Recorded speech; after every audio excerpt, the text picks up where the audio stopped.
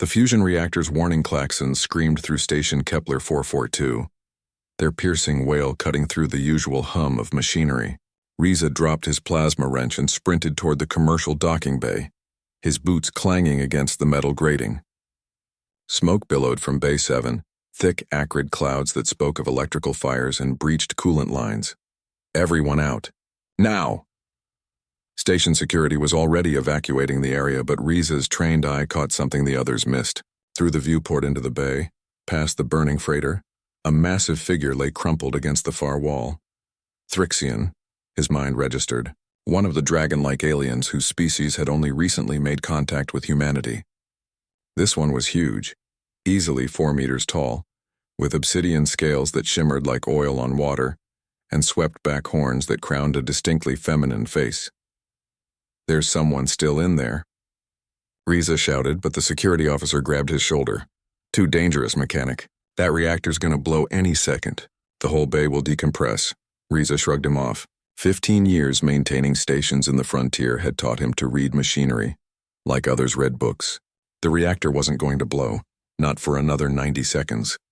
But the fire was consuming oxygen fast, and Thrixians, despite their fearsome appearance, had lungs as vulnerable as any humans. He yanked the emergency breather from the wall, slapped it over his face, and hit the bay door override. The heat struck him like a physical blow. Flames licked up the freighter's hull, and sparks showered from severed power conduits. Riza ran low, using every trick he'd learned in 3 decades of tight spots and near misses. The Thrixian woman was unconscious, her chest barely rising.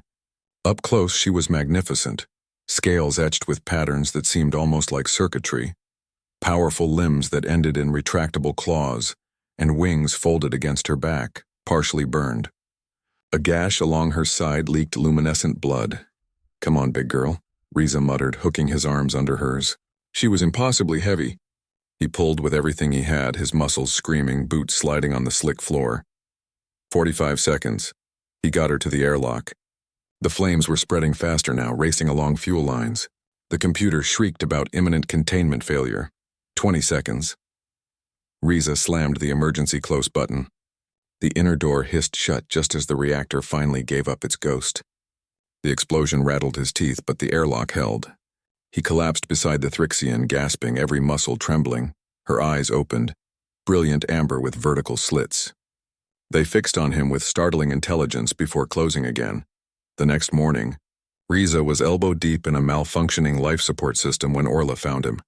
"You are the one called Riza," she said, her voice like distant thunder wrapped in silk. She stood in the maintenance corridor, having to crouch slightly to fit, her wings tucked tight against her body. He looked up, surprised. "You're up already? You were in bad shape yesterday. Thrixians heal quickly." She tilted her head, studying him with those unnerving eyes. "You saved my life. Why?" "Your security officer said the risk was too great." Riza wiped his greasy hands on his coveralls. "Someone needed help. I could reach you. Simple math.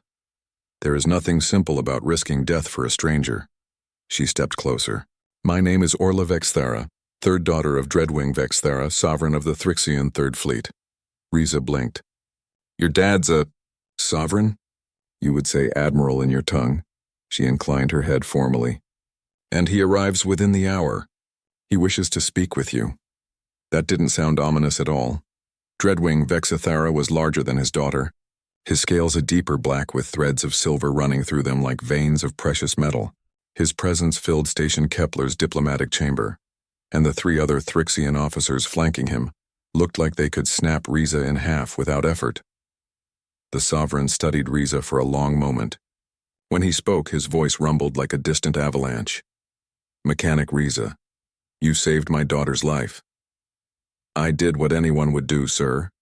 "No." The sovereign's eyes narrowed. "You did what most would not. I have reviewed the station logs.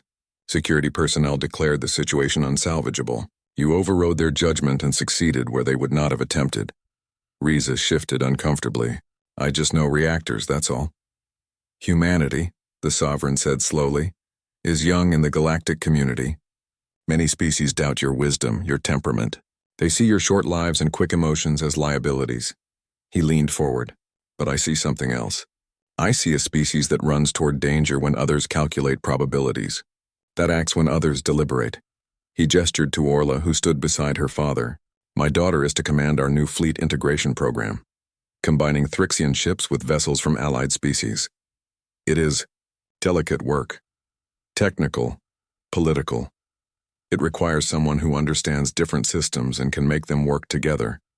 The sovereign fixed Riza with an intense stare.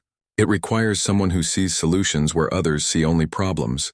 I request that you accept a position as chief technical liaison to this program. Riza's jaw dropped. I'm just a station mechanic.